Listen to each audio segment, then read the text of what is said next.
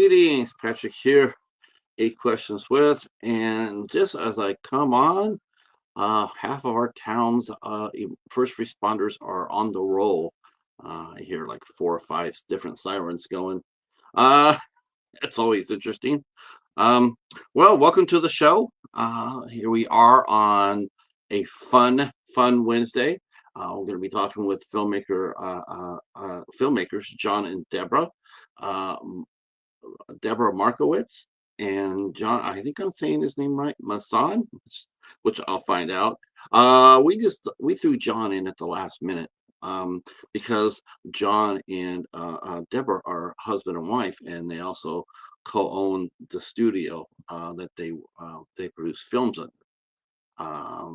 Intention Films and Media. So it's a husband and wife team that operate the studio, and they have done quite a few films actually. Both feature films and short films. I watched one short film today called Brimstone, which I really liked, and then I have one book to watch afterwards for it's on Tubi, and then I'll be watching and reviewing that after this interview is over, because we don't do reviews before don't do reviews before you interview somebody. Always do it afterwards. Get the interview in first. So we're looking forward to that, to watching that. Uh, uh, yeah, The Only Woman in the World is the name of the movie, in case you're wondering, and it is free on Tubi, so you can go check that out. Brimstone's just going to be dropping here momentarily. I think it comes out real soon, actually, and there's some interesting things about that, and we'll be talking with Debra and John about it. Today was a sort of a workish day. I woke up and found out that I had a flat tire on my car, so it would look like it had been a slow leak.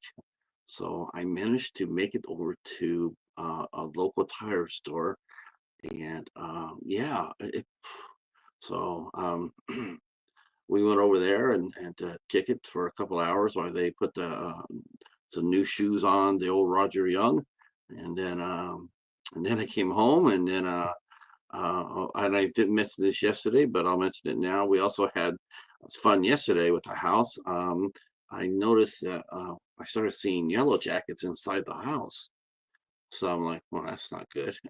um, so I called our resident exterminator. His name is JC Honey. That's his last name, Honey. Got his business card right here. And he came out and nuked them.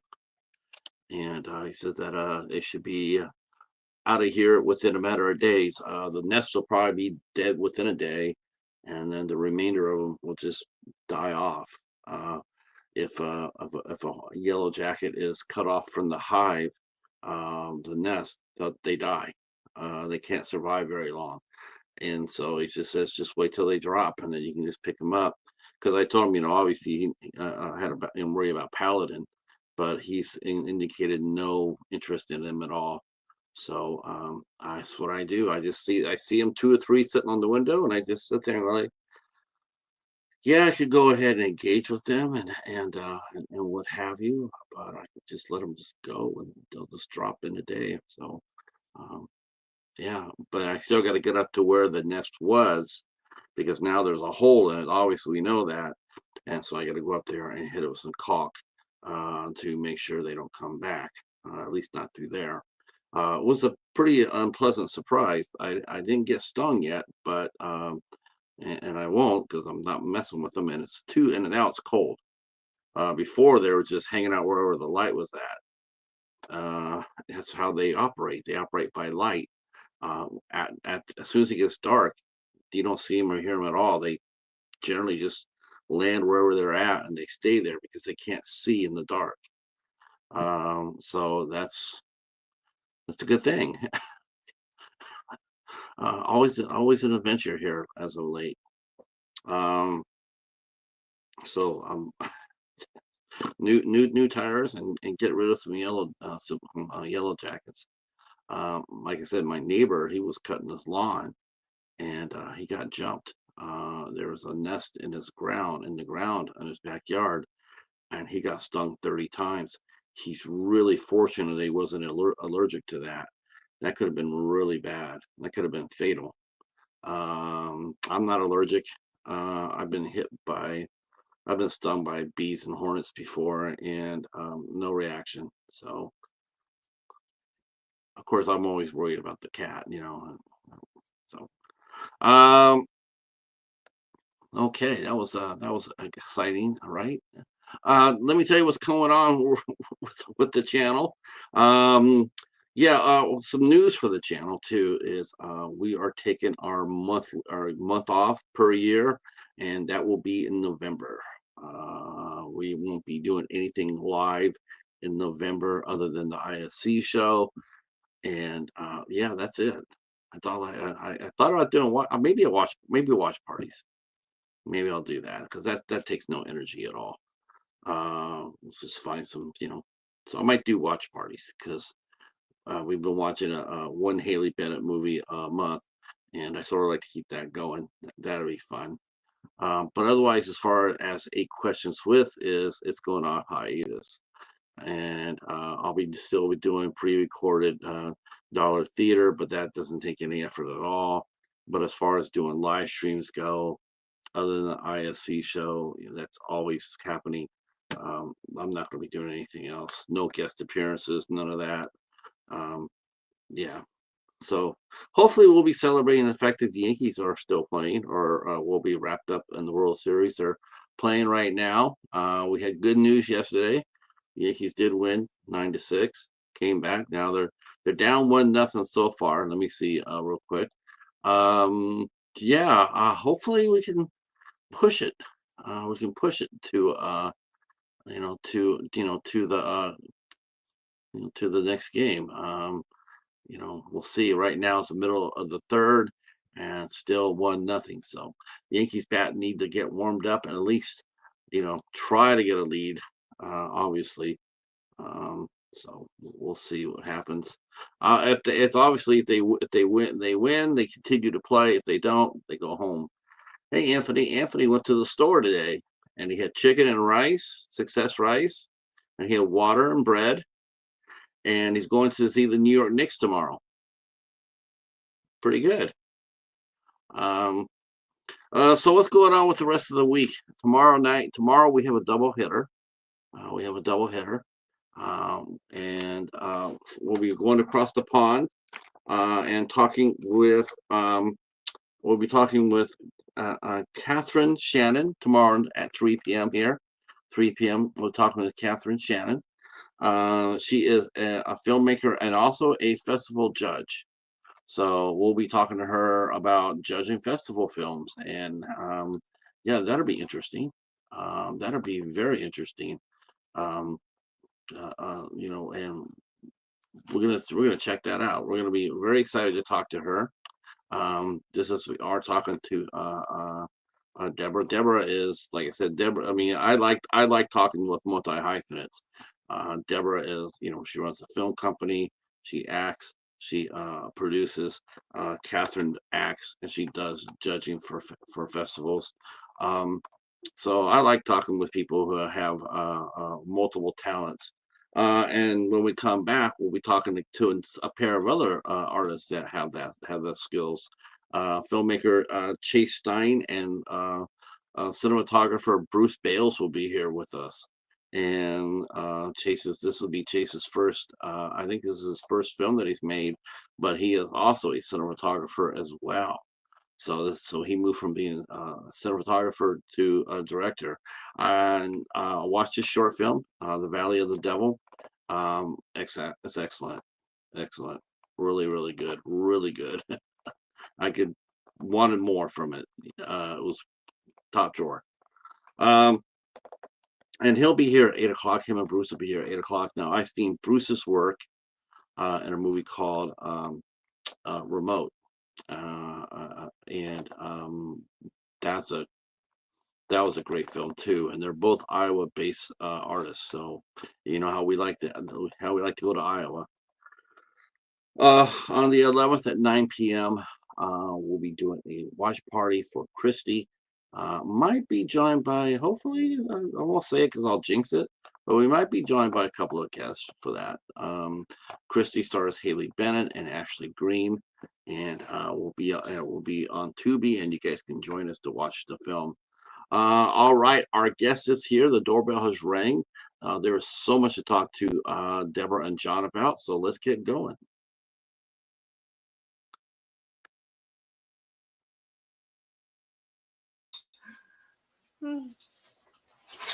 Ta-da! Yay! Yay! How are you? How are you guys doing? Glad to have you here. Good.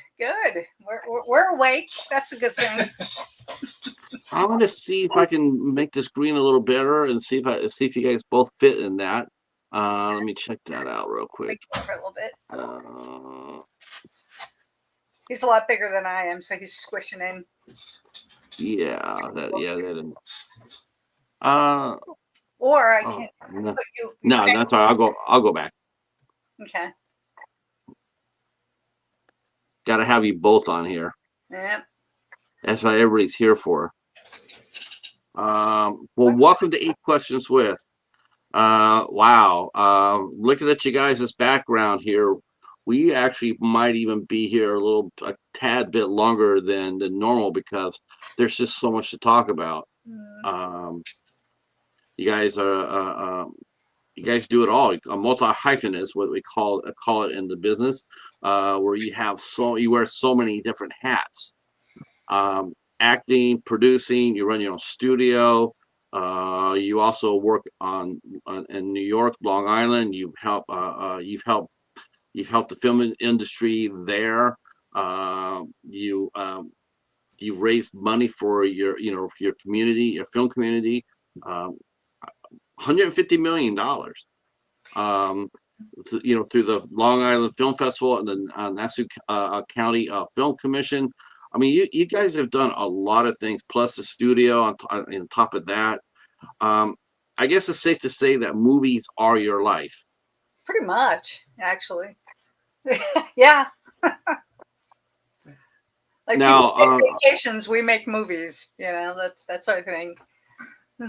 And you guys do a really good job. I mean, I watched. I have one of your movies. I have one of your movies on Tubi. I have that on my watch list that I'll be watching today. Oh, cool. After this is over with, I'm gonna go watch The Only Woman in the World. So that's what I'm doing afterwards. Yeah, and I watched first feature. Just remember, first feature. No, you know what? You got to cut your teeth somehow. Yeah. And I got to watch the short film Brimstone, which you're taking to festivals. Now you're gonna be taking that to festivals, and that was a really fine. Short, and I love that you and I were talking this afternoon about there might be a potential there for a little bit of a series franchise type thing going. John himself created a very memorable villain. I thought his Franklin was. I thought he was very interesting. That would be one way to put it. He's a creepy guy who's basically a sadist, I would say. Yeah, I think he's a sadist. He's got some issues going on. Well, you know what's really funny, honestly, when I was sitting there watching, I watched it twice through, because I wanted to focus on John's character. Man, you know what? I know a lot of people who are like Franklin. I know a lot of people. Yeah, I grew up with them. Oh, I mean, even to today's society, what we're going through today, I just thought, man, Franklin would be right at home here in the good old USA. It's like, it's just like, first, the self-righteousness and and putting it down. And I was just like, man, but then he's hiding behind the Bible to do it. And I'm going like, man, he's got his finger on the pulse, and I thought it was an extraordinarily telling performance. There's a lot to be that's why I had to watch it twice, because the first time I watched it, and then I'm going like, man, I need to see that again, because there's a lot there on the bone that people, and people will be seeing this movie more than once. Mhm. And I for one, I'm very grateful, hopeful and grateful if you could bring him back in a feature film. Yeah, yeah, he will be. I mean, when we have the next film that actually should be ready tonight or tomorrow, it's called A Brimstone Lullaby, which is more from the wife's angle, but it's basically mostly Daphne and Franklin as opposed to David and Franklin, even though David's in it. And then after that is the feature film that's now going into editing called From the Embers. We were originally calling it Brimstone, but I think it would just be too confusing. So we changed the name to From the Embers, because I think there's 47 films on IMDb, 47 features with the name Brimstone. And Oh, he will then at that point only be in flashbacks. But I really think there needs to be a horror version of Franklin, because hmm he just is that evil that, you shouldn't be able to kill evil. So I think that that has to happen, and that could be a franchise. I see that definitely. yeah, like you and I were talking when I was watching it, and I'm going like, it wasn't like David just like, it wasn't like David and Goliath, where David slays the giant, walks out. It was like sort of like a standoff, a little bit, if you ask me. And it's like you don't see that too often, especially in short films. Most of the time, they pretty much define what happens to the bad guy, because it's such a short amount of time. But with this one here, that's why I got the idea while I was watching and going like, this is really good screenwriting, because they recognize, for one thing, they recognize what they had in the character of Franklin, and they're going like, I'm leaving that door open for to come back and revisit. And I thought that was very smart. It was very smart. It was a very it's a smart move. Yeah, I mean, if you sort of wrap Franklin up with addiction, which are two of the challenges that David has, you never really get rid of it.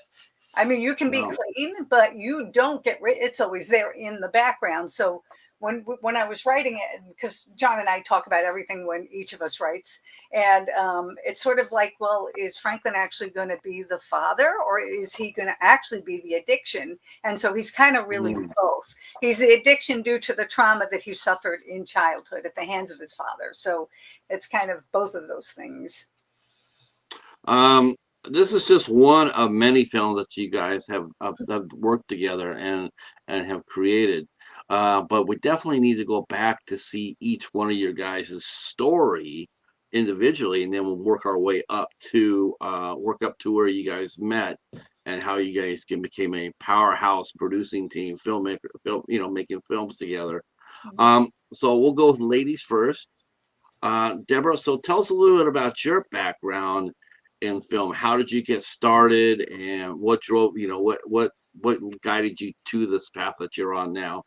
I think that this path basically always chased me, because as a child, you have your dreams of what you want to do. And, my parents would have their friends come over and I'd hang out with the children and I would like make up little plays and tell them what to do. And I mean, in essence, I was kind of directing, but I didn't know it was a thing. I was just playing. And I did some acting. And, as a kid, I always wanted to be, an actor or a writer. And, many years ago, I was actually an accounting, a manager of the accounting section of a firm. And I went to meet the county executive at the time. This was four decades ago, the 3.5 anyway. And he kind of made me an offer I couldn't refuse, which was a special assistant to the county executive. And the thing is, I can use my writing to write speeches and write press releases and write things that I couldn't really do where I was. And it was a good deal more money, much closer to home. And I'm like, I don't really want to take it, but I feel like I have to. It would be foolish to not. So I did it for a year, absolutely hated it. And because just the culture up there, it was very backstabby. And I don't have patience for that. So I started looking around at what else existed in the county. and there was a department called Commerce and Industry, and I was getting my business degree. I hadn't had it yet because I was going at night while I was working 2 jobs. And I said, well, what is, I saw like a bunch of pictures on the desk, and the commissioner at the time said to me, well, you know, we need you to do payroll. And I said, well, I did accounting before this. I can certainly do payroll. And he said, and they do film permits. And I'm like, all right, well, what is this? And so there really wasn't much in the way of any kind of filing system. But I made some calls and found out there was a governor's film office and there was a Suffolk County film office. And so I put together a proposal to the then county executive and said, hey, we're the only people who don't have a film commission. I said, and I kind of knew how to play him. I knew he didn't much care about the money, but I knew he would care about press. So I said, I can get you a lot of press if you let me go there and do this. And this is how I can get you credits at the end of movies. I can, you know, get press releases and pictures with stars and all that other stuff. And Now, how did you come up with that? I mean, that's something you just don't pick up. How did you come? Figured it out. You know, I mean, Okay. you always see that the thank you section at the end of movies. And Right. like I said, I had speaking to the commissioner of the governor's film office and asked them a lot of information. And I really kind of just figured it out. So when I said to that, he said, all right, you got 6 months. Don't embarrass me. I said, all right, so I get 6 months to put this together. And I started out by looking at what the permit structure was. And they did maybe 2-3 film permits a year.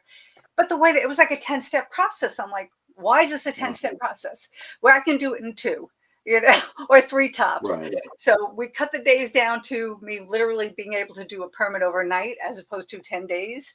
And the money very quickly, you know, went up to, it sprang up because location managers and location scouts, they talk. So if one knows, hey, we have somebody there now, they're telling so-and-so who's telling so-and-so, and then the phone just started ringing off the hook and we just started making a ton of money. It was just common sense, you know, it was going out and all right, what are all the cities and villages in the town? Let me send them a letter. You know, and I don't even think I had a computer at the time because they didn't think it was important enough. And not everybody had computers. So I would literally send letters and make phone calls and say, hey, we're trying to bring money into the county. What do you have that's interested to film at? Can I go take some pictures? Can you send me some pictures? And we started building up the photo file. And then that progressed over time, but we were faxing photos at that time because there was no computer. And then it got to the point we were scanning, and then they were up on the website, and people could look at all the hundreds, if not thousands of, you know, pictures and locations on the website, and we could send them to the proper villages. And it was just really a lot of common sense of putting it all together. So that's how it worked with that. I have never heard anybody do that before. I mean, I've talked to a lot of people, you know, they'll send out their location scouts or what have you. But I know there's some movie commissioners or whatnot. But as far as creating a file of, like, you know, when they come in, they want to shoot a movie, like, you know, well, here's what we got, here's what we can offer you. If you come into our county, we got all these great location shots. What a tremendous amount of money and time and effort you probably save these production companies. That's actually freaking brilliant. Well, that's just common sense, but yeah, but you don't see that. I mean, honestly, how many production companies have come up to you, Deborah, and sat there and say, "This is the first time I've seen this"? Well, it was in the infancy. It was a big deal because you didn't see a lot of people do it, and a lot of people kind of copied us, and then they kind of, in some ways, went past us because we didn't really have the budget, you know, to do what a lot of them could do. Because for most of the time, it was just me. So if I'm out taking pictures, then I can't be in the office doing the work. So we've always been limited by money, but because of being so film friendly and because of the fact that we were so close to the city, that most of Nassau County was in the studio zone, which helped us get business. So if you're film friendly and you have the location and you're in the right area, you have to be really incompetent to not make money. You know, you can do it. You can certainly blow it, but again, it was loving working with the scouts. And yeah, it was challenging at times. So most of them were pretty awesome people that I'm in touch with today, even though I left like 5 years ago. So that was that. That was in 1988 that I started the film office. And then in 1998, I believe it was, we had a meeting with Robert Hansen, who at the time was the president of the Long Island Film and TV Foundation. And he said, hey, we have some films. We're doing a small film festival in Suffolk. We'd love to do it in Nassau. And we'd like to sit down with the film commission. So there was a film commission pretty much in name only. I'm the one who did all the work, but it was a way to, get people on there and, some sort of perk to put on their resumes and whatnot. And so we had a meeting with the film commission, and basically it was win-win. All right, we don't have to do anything. We just have to put our name on it. Well, how can we lose? Okay, well, now I tell the county executive is very happy about this. 4 weeks before, the person who was going to get the films in Suffolk isn't getting the films for us. So now I got 4 weeks to put together a film festival. So luckily at the time, we had a lot of really great relationships with a lot of the post houses. A lot of them have closed now because people are doing stuff on their laptops. But at the time, you had to go into these big suites. So I called everybody I knew, and I said, do you have any films for us? And we were getting like film. We were getting VHSs, but we were also getting 35 millimeter film and 16 millimeter film. And we started up a relationship with the folks, Ann and Henry Stamfel, who owned the Malvern Cinema at the time. And so he had all the equipment to show the films. We worked out a deal with them. And in 4 weeks, we put on a film festival, which is also pretty impossible. So then we've been doing that. We're going into our 29th year this coming year as the Long Island International Film Expo. And then 15 years ago, I get, now I had been in a few independent movies here or there. Somebody would ask me, and I had a acting background, so I would do that on occasion. And the county executive sent, another county executive, I've been through 4 of them, sent over a director because he knew that I knew several celebrities. And I said, all right, I have this script. These are the names I want. And because the county executive sent them to me, I had to read it. I don't usually read people's scripts at that point. I read the script, and it was okay. It was pretty good. And I said, this is not, you're not casting the right actors here. I'm not saying you can get him anyway, these people. I said, but there's a couple of very sexy scenes in it. This is a family name. This is a guy that's no way he's even taking his shirt off. You're not getting him in a shower for a shower scene. It's just not going to happen. So I recommended some other actors, and he said, can you get them? I said, well, I can get in touch with them and, whether they'll do it or not. And he eventually asked me if I would come on as a producer and as the casting director. And I said, all right, well, never done it before, but I know how to ask questions, and I'll figure it out. So because I had the county executive's blessing, I was able to do that. I took off a week from work to work on the film set, and it was almost everybody on it was somebody who was either won an Emmy Award or nominated for an Academy Award. It was all this crew that was super professional. So it was the best way for me to learn on a set where they really knew what they were doing. And so I finished that, and I wasn't going to do it again only because it was so much work. So I'm working 9 to 5, and then I'm working after work, and then I'm working on the weekends, doing this. And I said, all right, it was a great experience. I don't need to do it again. 3 weeks later, I get a call from the person who runs the Queens World Film Festival and said, I know you cast, I know you produce, and I have a phenomenal director, and she needs a casting director and a producer. And I went, I said, all right, out of respect for you, I'll read the script. It was a feature film. I'm about 10 pages into it, and I realized it's one of the best things I've ever read. And I'm like, all right, okay, I guess I'm casting and producing a feature film now. So I did that, and that was another very interesting experience. And what was the film? It was called, the first one was My Cross to Bear, directed by Peter Bongiorno. And the second film was called Living with the Dead, A Love Story, I think it was called. And because they changed the name, but it's Living with the Dead, but it's not a horror film. And so then that was Christine Vertugian. And then after I did that, I wanted to write a film, I wasn't sure if I was going to direct it, but my friend Nugent, who actually took over for me at the film office, said, "You have to direct it." I'm like, what do I know about directing? He goes, "Doesn't matter. You'll figure it out." And so John and I were debating, do we, now I know a lot of celebrities from the film festival and the film office. And I said, well, do we get a name and try and raise some money and actually make a good film? Or do we just do it for no money? And if it sucks, nobody ever sees it, you know? So You know? how does that work? Because I did that with you.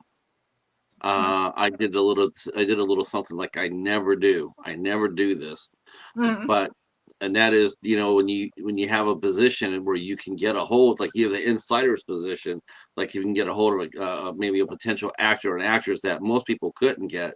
Mhm. Is how does that looked on? Did you peer? Did anybody care about that, or did anybody give it a second thought? Like, okay, she's, and now you're on your own. I mean, I was thinking if you're still tied to the county in some way or a festival in some way, how that seems, is that okay? Well, That's not I on sent a taking letter money? to the Board of Ethics because there is an ethics Yeah. department, and I said, "This is what I'm doing," and whatever. And basically, they said, "Are you doing it on your own time?" I'm like, "Yes." It's my vacations are making movies. They said, "You're on your own time. You're fine." Yeah. And I said, "All right," and it's a good thing because at that point, now I'm thinking. I mean, the first time was very easy because county executives sent them to me to do this, so it didn't matter how kosher it was. That was what he wanted me to do. They were paying my salary, and I was not getting paid, by the Yes. production company on that. So that I wasn't making money There off you of go. that. Yeah, I had to send a letter to the Board of Ethics, and they had some questions, and they basically said one doesn't affect the other.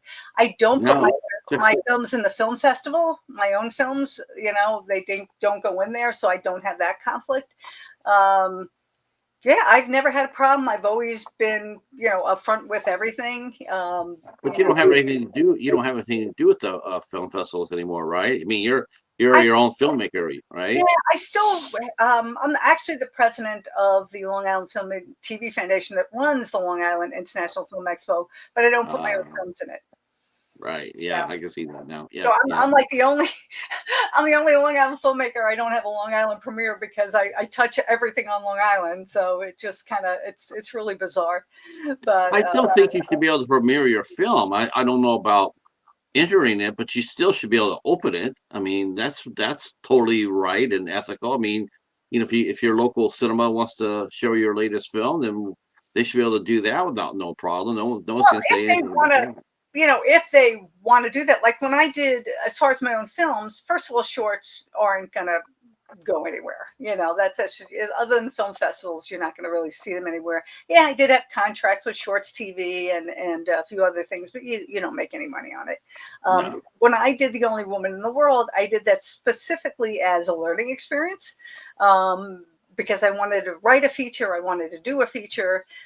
We had very little money, so we trained the entire crew because we figured if we're going to get people work for us for next to nothing, and they all got little stipends like gas or whatever, but we would train them. So now somebody who did sound for us is a sound person. Somebody who was a gaffer now is working as a gaffer. So we train people along the way.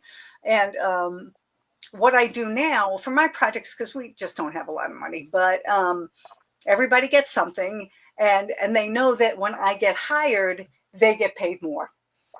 So it's kind of, they know that I refer people a lot. You have to give value, to people. And people Yes. pretty much love to work with us. But so anyway, Only Woman in the World was not made to go into theaters. It was not really made for much of anything. It's on Tubi. It's on Prime Video. It was on Memento and the Alice Channel and a bunch of other things.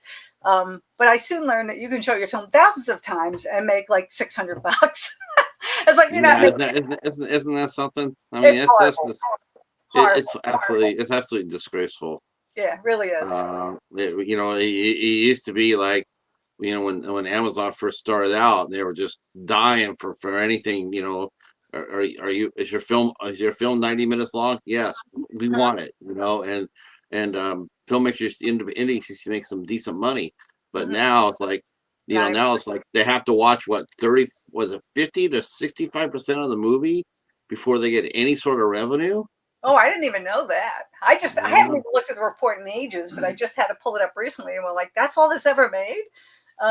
Now, Waitlist, on the other hand, which I sent you the trailer for Waitlist, we do have a sales agent very interested, and I've had him checked out by my manager, and he said, I can't find anything negative on this guy. In fact, everything I'm finding is really positive. So I've signed the contract. We asked for a few adjustments, and now I'm waiting for them to send back the countersigned contract. And then it's a pretty good deal, because he said, with most companies, they want like 7-year terms. And he said, look, I got to be honest. If I can't sell your film, I don't want your film. He said, so you have a 60-day window to cancel.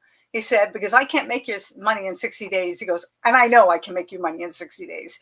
He loved the movie, loved the trailer. He said, I can sell this. But oh yeah, I saw that. I saw the trailer. I'm going like, this is just screaming Lifetime. Yeah, This is something this is something they would do in a heartbeat. Mm-hmm. Yeah, Yeah, it's a fun movie. I did notice that you and John, we'll get to John here in a minute. I noticed in Waiting, I noticed that your leading lady, Bree Fortis, I noticed that she was in Brimstone as the makeup artist. Yes, yeah. I have a sharp eye. I have a feeling a lot of your company, you have a lot of people in your company and you have a dedicated crew. Mhm. Is that do you believe in using the same people over and over? Then, right? It makes the film process Well, the easier. funny thing with Beck is I know Beck as a makeup person and an FX person for a while.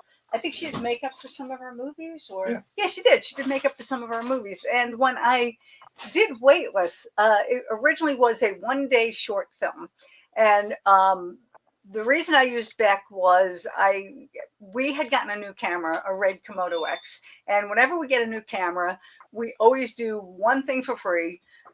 To make sure we know where all the bells and whistles and where everything is, because you don't want to get hired until you know exactly what you're doing. And that's just how we work things. So we had just got the Red Komodo. I had been speaking to Travis because I cast him, I think, in a commercial and a couple of things. And I said, look, do you have anything? Just something that's 1 day, not a lot of actors. And he said, no, I don't have anything. I mean, I write comedy, but I don't have any scripts. And I said, all right, let me think of what I can do. So, I looked at him, and to me, when I'm casting, or if I'm writing, I use people almost like chess pieces or like a pieces of a puzzle. Okay, so I used him. Who else can I use? Well, if I use Beck, Beck's an actress and she also does makeup. I wouldn't have to pay for a makeup person. It's a 1-day shooting. And so I looked at the two of them and I had them read together because I wanted to make sure they had chemistry. And Lauren Murtha, who was one of the 3 actors in the original short script. I'd been wanting to work with him forever. And so he was union, and I said, all right, we'll have to do this as micro budget. It was only going to be 1 day. And so Beck, she read with Travis. They really seemed to hit it off. And I said, all right, well, okay, she's older than him, so she could be like, maybe this is the older woman and this is the younger guy, but then how would that happen? And then we just, the way my brain works, it just got, oh, well, what if he was friends with her son? And okay, and he would be the ex-husband because he's about the right age. And we just wrote this 1-day film that was just a very light, funny, little sexy romantic comedy. Because things were very dark after COVID, and I wanted to do something lighthearted. I had done something dark before that. I don't remember what, but I wanted to do something lighthearted. And after we did the 1 day, I started telling John, I said, I really think this has to be a feature. There's so much more to these characters, and I want to know what happens, which happens to me a lot. I get so invested in the characters. And shot on a Friday, and I started writing on Saturday. And then I told John a few days later, I said, I can't really believe it. I think I just wrote a feature film in a week. And John said, Debbie, we filmed on Friday. You did this in how many days? 4 days. I wrote a feature film in 4. I couldn't stop writing. Isn't that the case though, man? I want to talk about this because I that is a. I mean, I like. Okay, I'm going to talk about my main man, Michael Cassidy, because This is what I love. So he came up with this killer idea. He came up with he directed his first film called Hunter's Moon, came out on Lionsgate. The premise for that film is it just has you just like crawling the walls, wanting it to come back. Like when you watch a movie, like for me, like I love Pacific Rim, the movie. I just absolutely fucking love that movie, and I'm sitting there like, I want another one. I want that back. I want to see. I would love the experience. They made a second one, but it didn't have nearly the heart of the first one. Mm. So, but Michael made a movie called Hunter's Moon, and the premise is a serial killer hunting a family of werewolves. They hunt serial killers. Oh wow! It's like Dexter on mega steroids. Uh-huh. It's like, okay, and I'm just sitting there. We got to bring that. We got to bring that back. There's got to be another story. I'm always after him too. I'm always going like, can you at least write like a short story or make a short film? I'm seriously asking him this. I'm going, can you make like a short film so like we can get an update on what the family's doing, or because I thought it was a fantastic idea. Mm-hmm. Same thing with Christopher Farnsworth. He did a book series called The President's Vampire. Oh my God, I could not get enough of that. I read them all, and I'm going like, but when I talk to him, I'm going like, so when are we gonna see this? And he said, I spent 10 years trying to get that made. Wow. Never happened. But he tried 10 years to get The President's Vampire on the screen. I love when a screenwriter comes up with a character that's so damn strong that not only you sitting there going like, man, I want to bring him back, but when you have members of your audience sitting there going like, when is he coming back, or when is she coming back? Because the character was that dynamic. That doesn't always happen. I mean, sometimes I think they force characters down our throats. You're gonna like this guy, whether you want to or not. And it's like, dude, I'm just not into that. Yeah. Like I'm looking at the previews for Black Phone.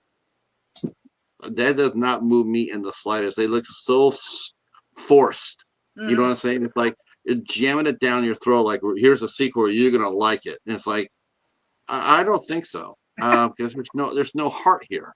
It's a dumb premise. It's like it was a great one-time movie. Not everything is a sequel. But when you do get that magic, when you do capture that magic, like with Franklin, man, it's like you really just want to see that character on the screen again. It's rare. It's rare. So you wanted to make a feature film out of Waiting, which I thought, because I saw, like I said, I saw the preview. It looks very charming. I mean, I've seen plenty of movies like that on Lifetime, and they're always, they're always cute. And I mean, they're I like watching films like that. I watch Hallmark movies. My question to you though, because you cast your movie right now, you're also the casting director. Because you and I were talking about this earlier. How do you look for a cast? How do you cast your movies? Is it the same way do you cast while you screenwrite? Sometimes I cast before I screenwrite. Sometimes I'll see an actor, like Travis was one of them. I'm like, I got to work with this guy. If I see somebody who inspires me, I'm going to keep them in mind when I write, and say, well, is there something, do they fit here somewhere? Like another actor I work with all the time, Michael Fideli, we're actually developing a feature to shoot in end of 2026, and a phenomenal actor. And he has, I directed him in Sfortunato. I directed him in The Better Man. I feel like I did something else with him that I'm not thinking of. Oh, Assassin was based on a story from him, but then I wrote it. But he plays in the feature, which was originally Brimstone, now called From the Embers. He plays Julia's father. So anytime I can use Michael, if he fits, that would be ideal for me to work with these people that I already love. I already know how they work. I already know their characters, and his character is so him that when I rewrite, it's like, Michael, he goes, anything in mind change? I said, I haven't had to change a word that your character says because it's so you and his sense of humor. Because he's kind of this tough father. The mother, her mother has died when she was relatively young, the character. And so Michael is just this tough guy who's taking care of his little girl. And when he finds out that she's got involved with this guy, and he finds out this guy's older, he's 10 years older than her. And, it's still his little girl. And this guy and he's a former heroin addict. And now he's like, oh, this is not, he knows his daughter's headstrong. He knows he can't tell her no.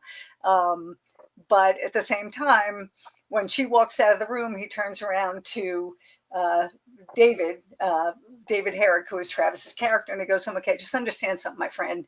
I don't care how big you are, but if you ever hurt my daughter, I will put you in the fucking ground.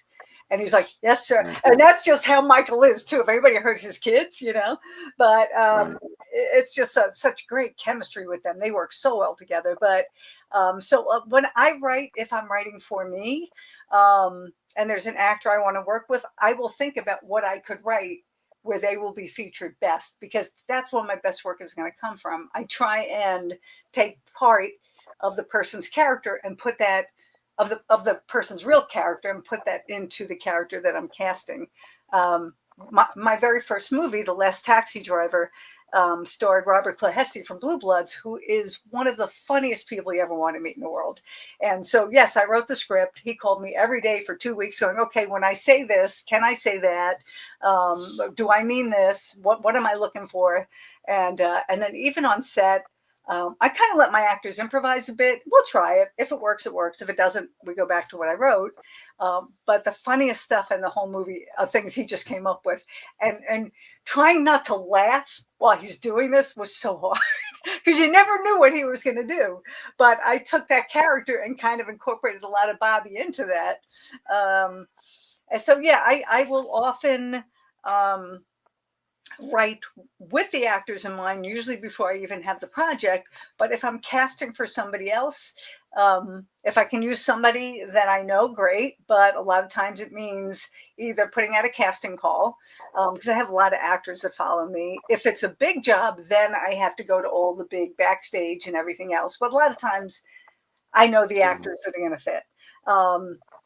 And then it depends on names. As far as names, I know so many people from the film festival, and I know people who know people. And on the rare times I've had to contact agents because I don't know the actor, because I have a pretty good background, I usually can get through to who I want to. Whether I can afford the person or not, that's another story, but I can always get through. I noticed that you and John have a podcast. Is that active, or is that coming, or is that going on now? That was supposed to be started in September, but actually last September, it took me forever to come up with the name and the concept. And then there were 14 months. What did we stop in April? I think in April or May, we had just completed like 14 months of filming 5 different projects consecutively, and not even consecutively. We'd have off 3 days from the Embers, but then we were working on a pilot, so there was a pilot in there, and then another couple of weeks of From the Embers, and then there was a short film for somebody else, and then it was just insanity. We got through it. We barely had a day off in between most of the other days, but when we did, it was getting ready for the next 3 days because we didn't have any time. It was madness. It was absolute madness. So we didn't, the podcast got put to the back. It took us a good month or 2 to get caught up just with paperwork, from all the film shoots. My wall to wall, I had 2 different desks in my office, and they were covered with paperwork on the floor. And I had to go through everything and log it in and, make sure everything was taken care of. And I was also doing movies for other people. So I was doing post-production while we were still in production. And so the podcast got put to the side. We were just how do you obviously how do you guys maintain the balance? I mean, John, what's your role in the partnership per se? I mean, She does, Deborah does the casting, some of the directing, some of the writing. What's your biggest role in this? I take care of everything she doesn't do. Which is? Well, I do camera. I've been trained as a camera person, sound, lighting, every piece of equipment that's on set I have used at one point or another in my life. I train the crew, whatever's necessary. I'm basically, she refers to me as her giant Swiss Army knife. Yeah, because no matter what job we're on, if he's not in the movie, and he just really started acting in leading parts just recently for us. But if he's not in the movie, then he's probably, and it's our project, then he's shooting it. If somebody's hired us, he could be shooting it, or he could be doing the sound, or he could be an AD, or he could be. So John technically is much more useful on set than I am, because I write and direct if there's anything in cast. But John does everything else that I don't do. And then he can edit, but there's just no time to edit. But he makes sure my computer is running. He makes sure the films are uploaded the way they need to be uploaded. For all the film festivals that we're in, there's 5 different formats, 5 million different formats people want things, and he's got to deal with all that stuff. So he does all the technical stuff too, and all the computer type of stuff. I always say if John wasn't here, I'd be staring at a blank screen going, I don't know how to turn my computer on. and I bring her chocolate. And he brings me chocolate. I think that's a universal. That's the universal code to help women filmmakers. Is chocolate. It's like, what do I do next? Take a bite of a chocolate bar. Yeah, that's it. Throw chocolate. I want to acknowledge that our good friend and fellow New York filmmaker Jeff Clark Jr. is in the house. And he's based out of New York, and he has done a lot of work there as well. He's made his own movie, You Filthy Animal. He's a tremendous talent, and so he is here, and he has a question. He wants. It says here. Well, first he says you have an impressive IMDb page, Deborah. Would love to work with you one day. We brush shoulders at Brightside. Oh. Yes, we've been to Brightside quite often. Yeah, many times. We love Brightside. It's a very, very comfortable, fun film festival. We've been there a lot. And what is his name? Jeff what? Jeff Clark Jr. Jeff Clark Jr. I probably would know him if I saw him, but I suck with names. But made a tremendous short film, You Filthy Animals. He also has been he works with another screenwriter, top tier screenwriter, Pat Bradley. Jeff has actually also been on Law and Order in a feature role there. I mean, he's just he too is a multi hyphenate. Mm-hmm. He wants to know if you ever write plays. Have you ever experienced? Have you tried to write in a play? I want to write a play. Actually, before COVID, I was talking to the owner of the Long Island Puppet Theater, which unfortunately went through COVID. But we were talking about me rewriting one of my shorts to do there. And then once COVID hit, that kind of got shelved, and we just got busy filming. We filmed actually. Maybe we're filming a lot, but yeah, I want to do that. I do want to do that. And I even knew the actors that I wanted to be in the play. And I was going to take my short film By Blood and do that at the theater, and then it just all fell apart, and I haven't really gotten back to it. Yes, I do want to do a play. That's the one medium I've not done. Oh, him. So you just got into. Yeah. Huh? Okay. Well, I just pulled up his picture. No, we know him. We saw him in something at Brightside. Yes. Yeah. Okay. Yeah, that will probably be well, yeah, he does a lot of acting as well. So yes. Mm-hmm. Now, John, Deborah just said that you just now starting to act. Act in films. Okay, where did you act at before? Oh dear, my world actually started in theater way back in the 70s. I was in a whole bunch of high school projects, things like that. I actually was the president of the theater club at high school. I was usually the starring man. I did, song and dance, music man, things like that. Then I went off to college and decided I'd be a professional, or at least make money. So I went to college for math, pure math. I got kind of bored when I got up to like Calc 4, structural physics, things like that. And it was just the way my brain works. It was just not what I wanted to do. So then I went off and started computers. This is back when key punching, the assembler language, where you didn't even have a computer. You had a terminal in front of you, and you were talking to the IBM Blue machine back in the air-conditioned room. That got boring because it'd take you 500 cards to say 2 + 2 = 4. And I was writing shorter programs than my professors, and they did not appreciate it. So then I decided to go take a theater class because you had to be a well-rounded student, and I had no English or liberal arts. So I went off and took a theater class because I did theater in high school. I should be fine. I took Theater 101. We're sitting in the giant lecture hall. This guy is talking about everything, so on and so forth. And then for part of that class, you had to spend 2 weeks in the shop because you had to touch everything. So I go into the shop, and the first thing I do was they give you a board you're supposed to cut out a push stick. I look at the board and I say, you drew this wrong because it's cross-grained. The TA who was manning the bandsaw said, what is that? And I was just like, okay. Then I said, and by the way, your bandsaw is set up wrong. The guides are incorrect. Can you give me a couple of Allen keys? I'll fix it. At which point the shop supervisor comes running over and says, do you know how to fix a bandsaw? Because I had grown up with my father building houses with construction. I did, fine woodworking, the rough framing, roofing, whatever you did on a house, I had done at one point or another. So I said, I'm sure, give me a couple of tools. I fixed the bandsaw, I then drew the push stick correctly and cut it out. He looks at me and he goes like, so you know how to build things? And I went, yeah.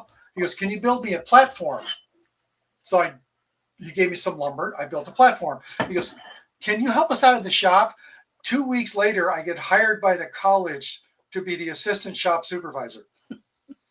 I spend the rest of my time there building scenery. I end up as the production manager for the studio season for the college. I'm organizing like 14 short plays and so on and so forth, acting in several of them. And I finished getting a bachelor's in theater, and I figured, I might as well just keep going. So I apply to and get into the Yale School of Drama Master of Fine Arts program. Wow. I come out of that. I go off to off-Broadway. I start working for Playwrights Horizons. I work in most of the off-Broadway theaters in New York. I have some stuff that went to Broadway sort of secondarily. Like when I was at Playwrights, we did a lot of original shows, which ended up on Broadway. So a lot of my work ended up transferring over, like Once on This Island, Heidi Chronicles, things like that. And I'm working in their shop. Why don't plays? Why doesn't Broadway? I understand part of the logic of this. Like, let's say you originate the part of Joe, the main lead, and you made the character your own. Yeah. You've made it to where people, when they go watch the play, they have the excitement. It's because of your performance. And then someone will come in there and say, okay, well, we want to take this to Broadway, and instead of going like staying with what got you there, all of a sudden they sit there, well, yeah, we're going to replace you with Al Pacino. It's I just think names are money. Names, you sell tickets. It's the same thing in film or television. We've done television pilots, which don't go anywhere, but that's part of the business. 99 out of every 100 pilots don't ever get made. But even if it is made, they're going to change it over so that they can have bigger names, because the more cachet you have, the names above the title is the point. That brings in money. Same thing with Broadway. See, I thought with Broadway that would be the one area where, no, man, that'd be the one area where you bring in some fresh faces. Equity works the same way as SAG. It's the same thing. I mean, not to say it doesn't happen, but it's unusual. But anyway, so I'm working at Playwrights, and I'm working in the shop out in Brooklyn, building the scenery and stuff like that. And occasionally we would get these jobs which were outside of off-Broadway. Like we built a whole bunch of things that went to the Javits Center for like card display shows for the trade shows and stuff like that. And then we got this call. I had to go in for bidding and stuff like that to pick up plans for this small television company called Nickelodeon. And we started building their game shows. Mostly the big one we were always doing was Double Dare, the big game show with the slime and all kinds of other stuff. So a lot of that stuff came out of our shop in Brooklyn. So I would figure out how to build like the world's largest hamburger or an 18-foot tall gumball machine or dinosaurs or whatever else they came up, whatever crazed thing they came up with next for that show.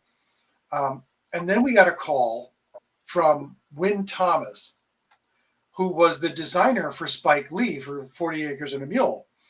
And we got to build parts of what eventually would, it wasn't for the actual movie for Do the Right Thing, but part of that movie was the riot where they burned down part of, the pizza parlor and stuff like that. Right. But then Public Enemy made a music video of that called Fight the Power, which incorporated clips from the movie and was set in the same block as the movie was in Bed-Stuy. So we got to build all of that stuff, and we were on set for that. And I just sort of snowballed into that. But then the whole industry went south in the late 80s. The commercial theater and commercial television, it just kind of died off and moved south, literally. Nickelodeon pulled all of its stuff down to Florida. I just didn't want to go. So I figured I would, at least be able to pay for my children growing up and get insurance and things. So I went off and got a job in education. So I taught in various high schools in New York City for like 28 years. Wow. And I ended up, for the last 6 years of my teaching, I was teaching at the LaGuardia High School in Manhattan, the Fame School. I was running their technical theater department. So we would put on musicals there, all kinds of plays, and you never quite knew who was going to walk through at any one time because we were so attached to the film and TV and Broadway industry. Like I would go in to talk to my assistant principal, I'd open the door to her office, and there sits Sigourney Weaver because they were friends. Because my assistant principal had been on Broadway for years and was also in television. I would turn a corner and run into Michael J. Fox or Jake Gyllenhaal. You never knew who was going to show up in the classrooms. I was working one day. I was sitting in the office and Debbie's talking to me. They want to honor somebody at the film festival, and she can't think of anybody. So what are you going to do? I said, "Well, do you want to honor Ali Sheedy?" And she goes, "Well, how are you going to get in touch with her?" I said, "She's sitting like 5 feet away from me. She's co-teaching a class with another teacher there because she taught there all the time." I said, "I'm going to ask her." So I brought Ali Sheedy to the film festival. But that's the kind of environment that I've been in like most of my life. When I would be hanging out with Debbie, we would go up to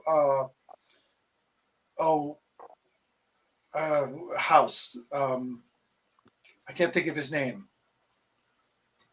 From Private Benjamin.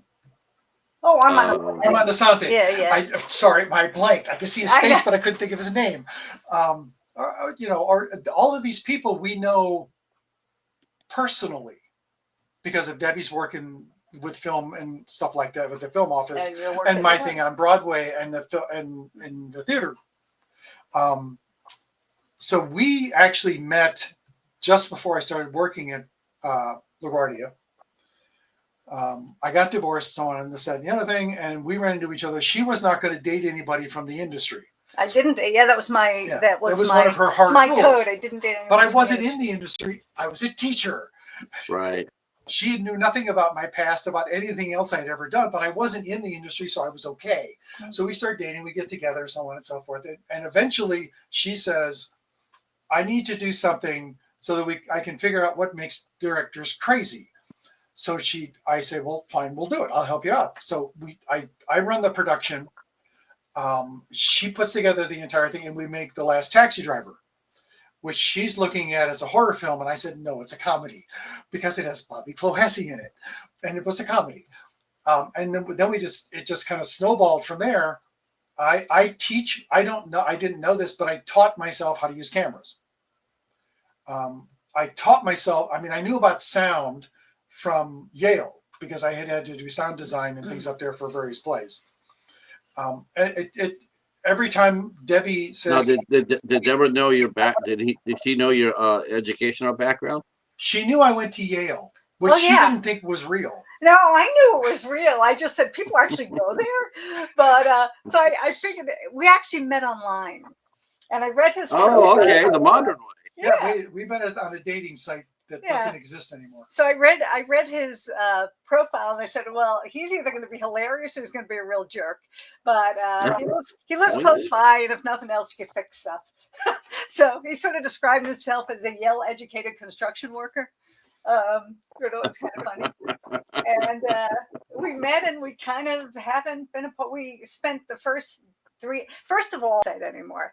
I had left it about a month or so before. I didn't get anything because I'd left it, and all of a sudden I get an email from him. I said, but my profile isn't even up anymore. So all right, we started chatting, and we met for coffee, and we were telling each other in the 3 hours that we were there that neither one of us had time to really get involved. We were both really busy with other things, and but okay, we got along. We'll date now and then, and that's fine. And we kind of haven't been apart since, and it was about 20 years ago. And a lot of stuff has happened in those 20 years. A week or so, it is 20 It is 20 years. I can imagine. Can you imagine though? Here you are, you're working, and you're doing these movies and whatnot, and slowly but surely you're looking over your shoulder and you're realizing your husband knows a lot about the game. Like, wow, he knows how to do that. Oh yeah. Why is he picking up the? Wow, he's setting up lighting. How do you? It's like all these things you don't know. All these secret skills. It's like, are you Batman? Yeah, he kind of is actually. I mean, John, the stuff he was telling you before, what he doesn't say is that he is ridiculously smart, like ridiculously smart. So I just sit there. There are no rhetorical answers with John. So like, I'll say something, but how can that even be? And he'll go, well, and I'll look at him like, there's actually an answer to that. Oh, he goes, I'm sorry, I'll stop. I'm like, no, I'm actually interested in that. But I knew that he would be a good DP because he was a really good photographer. And usually if you have a good eye, you can figure it out. So we got a Blackmagic camera, which was relatively inexpensive. And we shot, as I said, we always do something, for next to no money for just to see how the cameras work. And it came out pretty good. It started as a short film called Date with a Narcissist. And there was a lot of things I wanted to change about it. And I said, what? I'm going to make this into a feature. And you can shoot it, and we can train our crew. And that was really such a lesson for both of us, shooting that feature film. That's the one you're going to see. But it looks pretty damn good for somebody who had never shot a movie before. And then after that, he's just been up and running, But yeah, isn't it the first movie, whether it be a feature or a short film, isn't the first one always, the most, everything's so exciting. It's the first time you're doing it as a director. It's the first time you're doing it as a producer.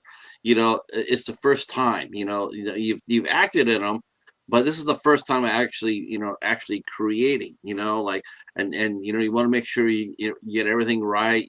Like, okay, I want to cast right. I want to Do you guys bounce ideas off each other? Let's say you're doing waiting. So how, like, do you guys go together, sit down and go like, I got an idea for a movie, and then you guys start start bringing out the parts of the movie, like we have certain rules. There are no bad ideas. There are just ideas that don't work. Right. It's not the same thing. We will throw out anything to each other, and the other person will go, man, it doesn't really work for me. And we go, oh, okay, how about this? But most of our concepts occur during dog walks. Yeah.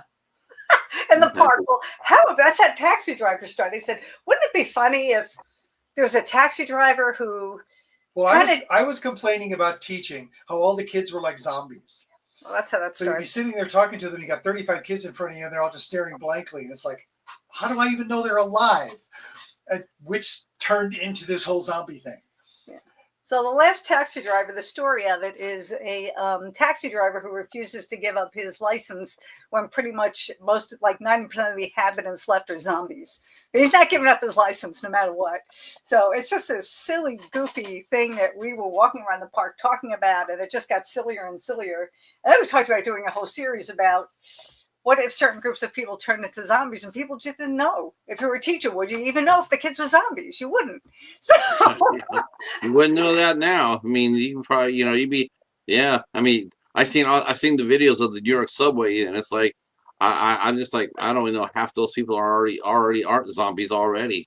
Now, I like the idea of that, bouncing ideas off each other. I think that's super creative. And then, especially if you get inspired by that. And I'm always, what I'm really impressed too, that you're always seeing beyond just, a lot of people just see what's in front of them as far as their film goes. It's like, now horror directors are a little different. Horror directors do this, and it drives me up the wall.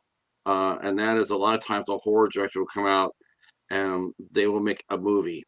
And I'm just going to be honest with you. A lot of those movies are just, they're not very good. But what kills me is at the end of the movie, of the horror movie anyway, they always try to put in room for a sequel. And you're going like, sequel? I barely made it through this movie, and you already want me to start thinking about a sequel? That's not probably going to happen. It's like, man, I just got done slugging through 75 minutes of your creature feature that it didn't have any creatures in it, and now you want me to think about like like, what, we're going to be back next year. It's like, can you not? I mean, not unless you come up with a better idea, or better effects. I mean, if you can do that, then by all means, come back. But horror films, but most of the features, most of the dramatics, the romance or whatever, they always write self-contained stories. But I like the idea that you're already thinking ahead, like, this is such an interesting idea. Well, we don't tend to start our ideas with the idea that there's a sequel. We just have the idea, and then we go, oh, but what if we did that? Like, we had no intention of making Waitlist as a feature. Yeah. It was a one-day film. We never had that thought until we finish it, and then Debbie goes, but I need to know where this came from. How did this work? Where they're going. Or like Brimstone, a short movie. Yeah. We had no intention of making a feature, but she couldn't let it go. The characters kept talking to her. Yes, because I definitely see that. Yeah. I mean, I said this. That's what I said to her. That's what I said to her today too. I said, I don't really think there's an ending here. I think there's room. There's a lot of room there to take this to to make a feature out of it, or make a franchise out of a series. It was not a typical short. I'm sorry. Go ahead. No, the weird part of that is the feature film actually occurs before the short film, timeline-wise. And then I wrote another one because I got Franklin stuck in my head. We then made another short, which is like off to the side somewhere. So we've now done this set of characters 3 times with no intention of making a sequel. That was not the original thought. Although I started writing a sequel to the feature, but I don't know if there's actually really a story there. It's just what would happen, because it's also open-ended. It's sort of a happy ending. You didn't kill Franklin. Yeah, but the feature even, we don't want to say where it goes, but it is sort of somewhat open.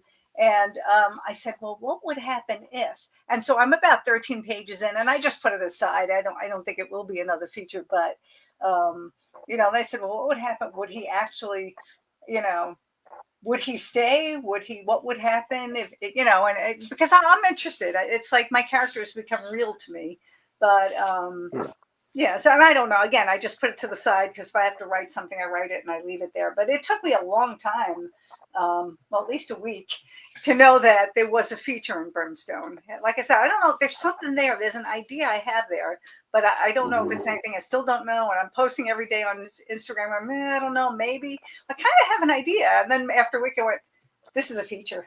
I know this is going to be a feature. I have the story now. Well, I tell you one thing, I'm listening to John talk today, and I'm realizing that he does such a great job in that movie, in the short film Brimstone. Is like he's everything that Frank was not. Gruff voice, chain smoker, hypocritical, biblical. I mean, and I'm talking to him going like, man, I don't see any of that here. It's like that's some powerful creative juices you Oh, have there, Franklin for sure. cannot be. Franklin is an idea taken from a number of people that I grew up around. Mm. And as Debbie has also found out, I'm fairly good at voices. Yeah. I've actually done. Well, I was a Scottish priest in one thing. I was a Southern Baptist in another. I was the Hitler's brain in a jar, where I was talking in German. I'm good at that kind of facility. I can turn that on and off. But no, Our friend Dominic, I'm nothing like Franklin. yes, thank God. Our friend Dominic here, he has a question for you too. He says, I have a question for them. How do you raise money for a film? How do you raise capital for your projects? Do they self-finance, crowdfunding, or have investors invest in the film? That's actually a pretty good question for you two. You don't have to get into deep specifics if you don't want to, but maybe some generalities. But as far as how do you finance the film company? Well, the first few were crowdfunding. And a lot of people do crowdfunding and they don't quite succeed. We did it successfully like 3 times. And which I know I'm like, we're pushing our luck. We're pushing our luck. So then I think after that, some of the smaller films we did, we just paid from ourselves. When we did the feature film, we were trying to figure it out how to do it for no money. And we basically said, all right, look, we're looking to do a feature film. This is what we need. And we will train you. We have our own equipment. We will train so-and-so with sound, and we'll train so-and-so to be the scriptie and train somebody else to do be an AD. Wow. And we also barter. Because if somebody has helped me out and they call me up and say, hey, this just happened last year. Hey, I'm doing this film and I need some casting. And I'm like, he goes, well, what do you I said, you can't afford my day rate. I said, but let me, you guys, you're working with somebody who was helping me out with one of my projects. So let me, I think I told him, give me $100 a character or whatever. And I helped him cast his thing, and I got him some really nice names too. They love the script. I can't wait to see it. But so we barter. We roll what the money we make from other projects, we roll them into our projects. Luckily, we get hired a lot, and then we're doing it on our own. But again, we barter. There's a couple of people we brought in as producers. We gave them producer credit in order to work very inexpensively if it's somebody who makes a lot of money and it's a person we want in there. A lot of different ways, but there's no easy way. But we've been very lucky so far in any investors that we've gotten have been donors, which means they've gotten a credit up front and we don't have to pay them back. So if you can do that, that's the best thing to do. But the next film is much more highly budgeted and we do have to go the legal route of getting investors and whatnot. But that headache is next year. I have to mention this because actually I don't know her work really well, but I do know that she definitely has some amazing peepers. But how did you end up working with Kim Director, who Love came her. to Love her. yeah, see, and you already know, I'm already putting this out here. You already know after we go off the air, I'm gonna be sitting here going like, you gotta help me get Kim to come on here and do a show. But she's a terrific actress as well. My God, she's amazing. She the funny thing is we were shooting Waitlist and Tara Tara Westwood, who plays Travis's mother. She was in the Grudge. The Grudge, I think she was in. And she's done a lot of TV and whatever. It's the first time I had met her at the film festival, but I'd never worked with her before. I cast Bobby Clahesi as Travis's father. And I said, all right, who are we going to get for your wife? And he goes, oh, I really want to work with Tara. And I'm like, oh God, I love Tara. I've always wanted to work with her. So we're filming in Travis's apartment at the time. And I had given the entire script to Tara because she wanted to read it. And she said, who do you have for Allie? And I said, I don't have, I said, I have one possibility. Somebody was going to come in and pay for almost half the movie for that role. And, so I'm like, okay, maybe. But I hadn't promised it to her. And then it came out, the woman said, I don't have any money. I'm like, all right, well, and I can't afford it. So Tara looked at me and I said, why, what do you think? She goes, well, my friend Kim, I think would be really good for it. I'm like, so I kind of knew Kim, but I just didn't watch a lot of her movies, so I didn't know her that well. And then I looked, I'm like, oh, I know her. I'm like, you think she would do it? And she goes, I think she would. So she put her in touch with me. Kim read it and said, I love it. I'm in. She was absolutely amazing. I can't wait to work with her. I'm perplexed. I honestly, I look at her like I look at Meg Foster, and I'm going to look at them. I'm going like, she's wonderful. She should have been such a major name. Yeah. She's the only reason to watch the Blair Witch Project too, was her. Mm-hmm. It really was. It's really the truth. She's just so cool looking, and then she proved that she could be a girl of action when she did Inside Man. I mean, when I saw her doing that movie, I was like, holy cow. And then she's there with Clive, and I was like, damn, look at her go. But those are the only two projects I can think of right off the bat that I can remember. Her from. So good. She was so good on set. Yeah. Not only was she phenomenal in the role, but she was so great with the whole cast and the whole crew. She was very, very generous, very lovely on set. Yeah. She's wonderful. I mean, for the Christmas movie, I don't know if it's going to work out with her, but it depends on the actor that I hire. But I would definitely consider her for one of the leads in that. Oh God! You gotta put. You know what?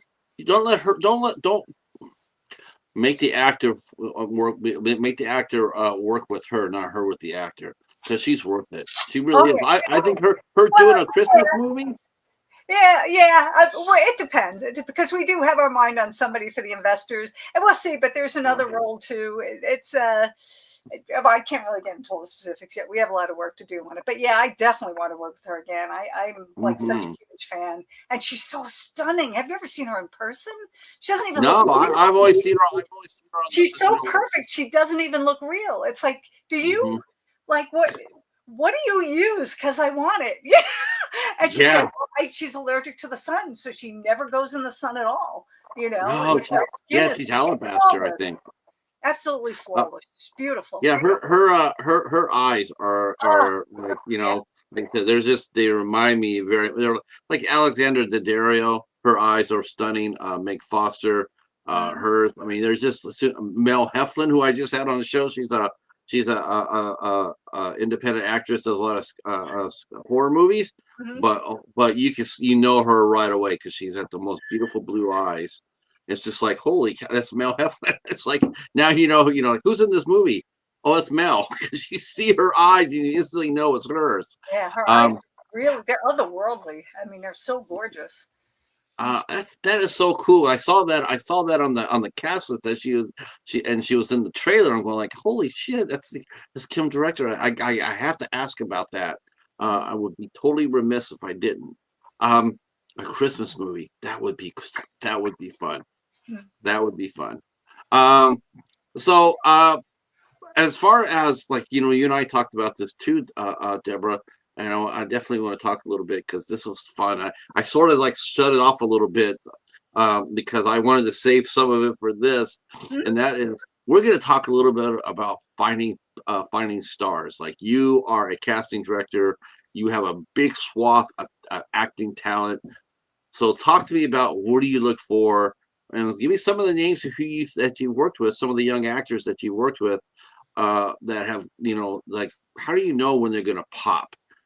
what are some of the signs of an actor that's launched to go into the next level? There's a few people. Well, now, first of all, you can be the most brilliant actor in the world, and you have to have that it factor. But you also have to be lucky. So you need all that. You need to be Mhm. trained. Obviously, you need to have that special thing, that essence, and you gotta have the skills, and you gotta have luck. You gotta have luck. But I can see it when I work with them, and when I can't take my eyes off the screen. As because I usually direct by monitor because I want to see what it's going to look like on the screen. And the first time, like when I worked with Travis Grant, it's a whole long story. I've known him forever, although we weren't in touch for like 20 years. And then I was casting for a commercial, and I was looking through my friend's acting class, and I'm looking at the name going, well, that's not the name I know him by, but I wonder if this is this kid. So I reached out to him, and he goes, yeah, that's me, that's my comedy name. And I said, well, you fit this role for this commercial if you want to try out for that. And then he would pop in my DMs and ask me questions about the industry, and he was mostly doing comedy but wanted to get more into acting. And we said, all right, because we're going to do Waitlist as a 1-day thing. I figured, all right, well, you don't need to have really huge skills for that, and if it works, it works. If it doesn't, it doesn't. But even though John doesn't edit our projects, he can edit, and so he put together one of the scenes. And he called me in because his office is right up the hall. He's like, Debbie, get in here. And I go in, and he shows me the scene with Travis. Goes, look at this. It's like he just, all your attention, goes to him. He has got such a presence. I'm like, oh my, my, my. I'm like, yeah, Mhm. man, that's going to be hard for anybody to hold the screen with him, because you just look at him, And so Right. when we did Waitlist, I put him up against all the names. He's in the scene with every name we have, and he holds his own. And this is somebody who's a relative newbie to acting. And Clahessy even said to me after, he goes, Debbie, this kid's like Tarzan. He's like really natural, but also he's got a body like Tarzan. This kid's going to do really well. He even offered to introduce him to his agent, but then his agent retired. But I mean, he doesn't Oh, do that. He doesn't generally, but he just said this kid has got something. And then my second movie starred this actress, Molly Ryman, who was probably one of the most exquisite actors I've ever met. She was in my movie Leaving, absolutely stunning and so talented. She had moved out of New York, although she's acting again, and she ended up being on, I don't know if it's Netflix, or Netflix has a series called Hurricane Bianca, but she was in that. She's also doing a lot of Christmas movies now. She's actually would have been my, until I met Kim. I shouldn't be saying this. Okay, but whatever it is, but she was my first idea for. Well, she for was the the lead. person, the actual actress you based the Yeah, character on. yeah. And she's just stunning. And now she's doing something else on TV. But she's now, her career starting to pick up. But she's exquisite. And again, it's also luck, But she's flawless. yeah. She's a flawless actress. Um, we're working with this young woman now, who played Daphne. So good, so good. Yeah, Uh, I noticed her too. I noticed her. I thought she was. I thought she had an interesting look. yeah. She just kills it in the feature. I mean, I'm so amazed by her. Um, and she's early 20s at this point, but she's got such great instincts, and she's such a professional. Like she'll sit down, okay, my actor, my character this, my character that, and she's just so into it. Mhm. And always there early, has all the questions beforehand, very, very smart perspective on what she feels like the character would do, ask me just to make sure that that she's doing it right, what I'm looking for. And she's always there. Sometimes she has suggestions that are just really way beyond her years. And it's like, we gotta keep our eye on her too, because she has the makings, because she's it doesn't matter that you're stunning if your acting sucks. So I can say that you can be gorgeous, and if your acting sucks, it doesn't Right, matter. right. Somebody might still cast you, but you're not going to do anything. But You, I just see it. There's a certain nuance that an actor has that you're just so in there with them when they're doing it. When they're doing their thing, that you just know. Right. They have the capability. To be great. I'm gathering too that you are a hey emotion, how are you? Welcome. Powerhouse rhythm and blues singer songwriter, our good friend Emotion coming in, saying hello. If you need some songs, there you go. Um, See all sorts of fun people come through here. Uh, I take it that when it comes down to casting, I take it that you are one that would like to see your actors in person versus self tapes, even It though it's not always practical. it depends. I think there's nothing like the audition room, to be honest with you. And I Yes. don't remember the last time I was in one.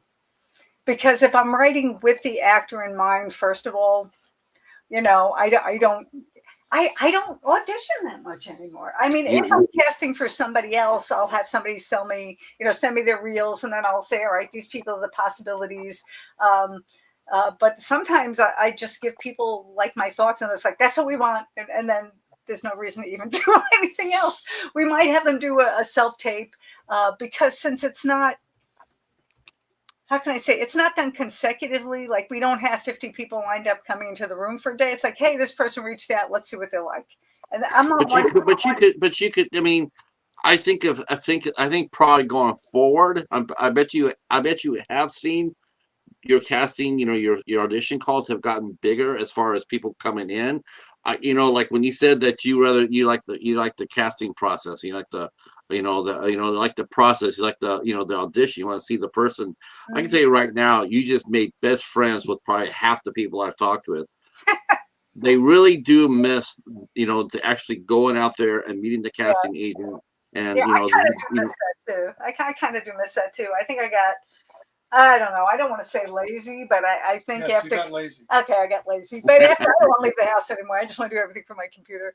But it's not that hard to do though, right? I mean, what exactly how? Okay, let me no, ask you it's a this. matter of just going into the city and getting a studio and signing everybody up. It's not that it's, if I didn't already know 10 actors that could do the role, whatever role it is I have, or I'll see people at a film festival. Okay, just at Brightside. I saw this one actress and I didn't even see the movie she was in. And I told John, I don't know anything about her, but I really like her. I can feel her Hmm. energy. I really like her. She won an award. And so when I got home, I looked on her IMDb page and I looked at her reel. I'm like, ooh, ooh. And then I reached out to a director she had worked with. And I'm like, is she easy to work with? It goes, she's amazing. I said, all right. And I reached out to her to find her union status because I do union and I do non-union. Um, and she said, oh, I would love to collaborate with you one day. And we just came up with an idea for a horror movie. While walking the dog. While walking the dog. While And I walking the said, dog. yeah, and I see her. I don't even know what the story is yet, but I'm seeing exactly what her character is. And the story will grow from there. But so if I see somebody who totally strikes a note with me, I'm very big on listening to my instincts, and I'm always right. I'm always Yeah. right. Very, Uh, very. Okay.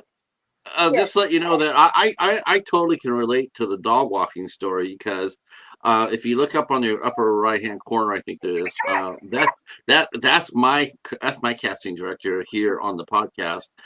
He and I, how do we pick a guest? I don't know, Paladin. Who should we talk to? So I get it. The cheetah. He picks my guest out too. Yeah. I Uh, like. I don't watch movies anymore for the film festival that I run. I have a team of mm, judges that do that because I just don't have time. But what I do miss is watching them and then having somebody capture my eye. That's how I found Molly Ryman. Was from a movie that David Spoutro did called Things I Don't Understand. I looked at her, I'm like, I have to work with him one day. Have to work with him one day. And so mhm. that's how I used to get a lot of my actors because you already see what they're doing. And then I always check with the directors. Are they a pain in the ass? Yes, Are they good? Did you make them look good, or are they right. good? There's a difference. I hope a lot of actors are paying attention to this. Mhm. This is really because I've also believe in word of mouth too, and I know I've talked to to a few people who've had a really generally small community. You have a massive community, but theirs are sort of small, and that's one of the first things they'll sit there and say, one of the things we talk about if we work with somebody, if they're an asshole or not, and a lot Absolutely. of times. I have a no asshole rule. I've only had probably between cast and crew and all the movies we've done, maybe 4 assholes. And one was one an actor or 2 were actors. One was an actor, I think. The rest were crew, and we'll never work with them again. But Sure. for the most part, I mean, the actors we pick they're awesome, and as long as they continue being awesome, and again, I work with people. Everybody wants to work with them, and that's happened to me quite a bit. It's like, oh, I've had people watch one of our movies and go, okay, I called everybody in your cast list, not your cast list, in your crew list, but they're all busy. Who else do you got? Because they know I'm not gonna. If I work with somebody multiple times and I continue to work with them, they're really, really good at what they do. And so they get a lot of work for that, because I just don't have time for people who just aren't going to be awesome. It's Right. yeah, just Uh, kind of so, what it is. so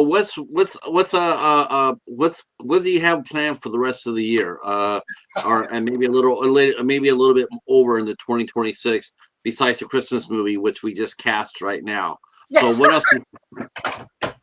Well, so far we'll be on the festival trail quite a bit because we have Brimstone. It just started its festival trail a couple of months ago. I think it's only been in 3 film festivals and it's been winning awards everywhere. But so we got a year or 2 of that. We have Brimstone Lullaby that should be done tonight or tomorrow morning. And then we have to figure out, do we want to submit that with Brimstone, or is that they're gonna say we'll only take one or the other? So we might hold off on that a bit. We have Silent Harmony. We just finished yesterday or the day before. A couple days ago. Yes. Okay. A couple of days ago, we finished with Silent Harmony, produced by Linda Collins. That we just started submitting today. So that's going to be going out there. We're filming in November. We are filming 2 films, Just Sex and Hope. And those will be wherever they are. Those will probably take a few months. Spring. Yeah, in the spring, because we have the feature From the Embers, which is based on Brimstone. As soon as they finish he finished. What? He finished. Do you find that the more success that you've had, as every movie or project comes out, has more success than the previous act? Do you find yourself like it gets like the more well known you get, the bigger budgets you get, but it also takes a lot longer to do. Like when you're doing small movies, you can do them left and right, but it seems like the more successful you have, it's sort of like a pyramid. The happier you get, the more success it comes. It gets harder to do. Like instead of doing 6 movies a year, now you're doing just 2, because that's all the energy you have for the 2. You want to make them great. We're talking a lot about slowing down. No, we're purposely slowing down.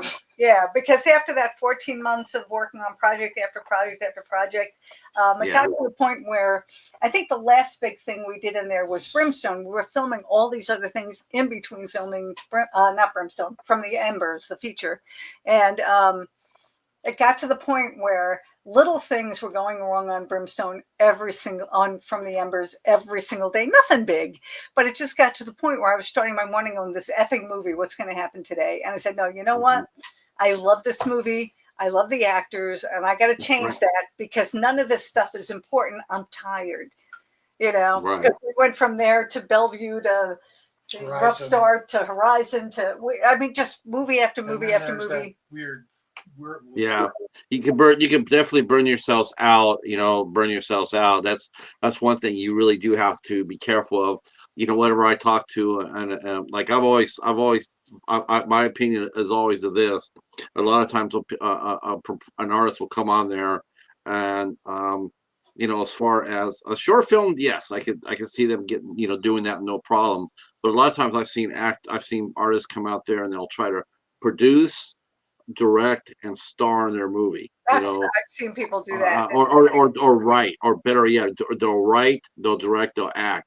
Mm. And honestly, that's so much weight that a lot of times the movie just doesn't. It just suffers I mean, because it's yeah, when we do the bigger movie, obviously I'm not acting in it, but when we do the bigger movie, I got to have a crew yeah, because we do a lot with very few people. We have a lot of swing positions um, on our crew, which is these young filmmakers are amazing because when we started from the embers, the second day our sound guy got sick, so we pulled our first AC, and I said, look, I hate to do this to you. Could you please do sound until so and so comes back? And then we moved our key grip to first AC, and or something like that. But we were able to move everybody around because they all do multiple things, So thank God for that. But when we do Yule Tides, I need like John and I have been talking. Should you shoot that? But I might need you more as AD because I need somebody who's going to keep everybody on track. We're going to use two cameras. Then you can still be the AD, not the AD, the DP, but then have two ACs. I don't know. So it's like our puzzle that we have to figure out Yes. where. I'm really good at puzzles. Yeah. So we have yes, yeah. to. You are a mathematician, by the way. He is. Oh, He you is. should see my Excel spreadsheets. But they're famous, they're legend.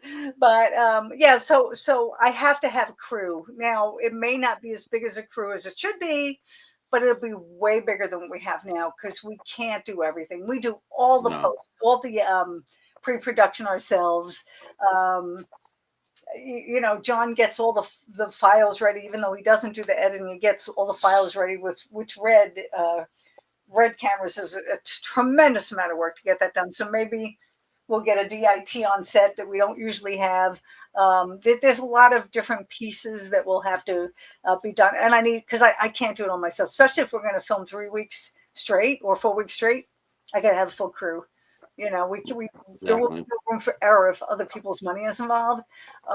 So there's things we know we have to do. And once you get bigger names, which is what the plan for that is, it means you have to do it quicker. And because otherwise it could be a holdover. I'm not sure what the SAG rule is for that at this point. I haven't looked at it again. But for a while there, it's if they're shooting and they're off 2 days or 3 days, you have to pay them for a certain amount of time, even if they're not working. We can't afford that. So, there's a lot we have to figure out. Because the thing is, you still want to do it as inexpensively as possible because that's how your investors get their money back. But it can't be for the budgets we're doing things for now. It just can't be. But Yeah, I'm sure your budgets have gone up every movie too. But that's what it's good. It's good because that means that to me it's like that means it's more success. The bigger your budgets go, as far as independent films go, the bigger if you did the first movie for 50, and then you did it for 70, and then you did it for 100.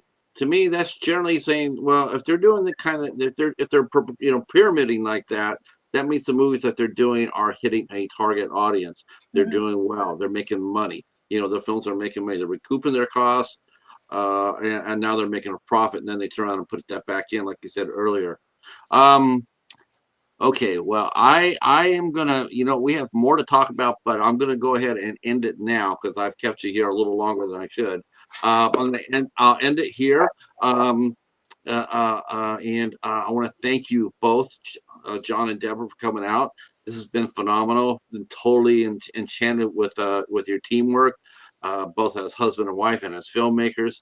You guys are pretty amazing, and thank you for sharing your films with us. Like I said, I'm going to go watch your first feature, and Brimstone. I can't wait for that to get out to the public's eye because I think they'll really enjoy it as well. I'm very excited And for that. I'm very excited too, and we'll see where it takes you. We'll see where it goes, and see if we can bring back Franklin. Franklin's going to be coming back, and Yes, Franklin has to come back. Franklin, it's funny. I swear, when I was watching him, the way you played it, John, the way you played it, I thought, you know what? This is the Man in Black. This is Randall Flagg. That's how I saw how you played it. Oh, I'm like, yeah. Then you go back and rewatch it. It's very Randall Flagg. I kept on thinking. Now, if they had did this for the Dark Tower, that might have gone somewhere, Not that Matthew McConaughey is a bad Randall Flagg, but I like John's. I liked your performance as Franklin more. I'm just saying that to be honest with you. All right. I want to thank the chat for coming out tonight. We had some artists come out, and Jeff and Emotion. Thank you so much. Our friend Dominic. He is an aspiring filmmaker. He's just trying to figure out how to get everything to launch. And I, so keep coming in, Dominic. And there's different. We always have different filmmakers with different perspectives. So come on in, figure out which one works for you, and get that movie made. Tomorrow night, real quick.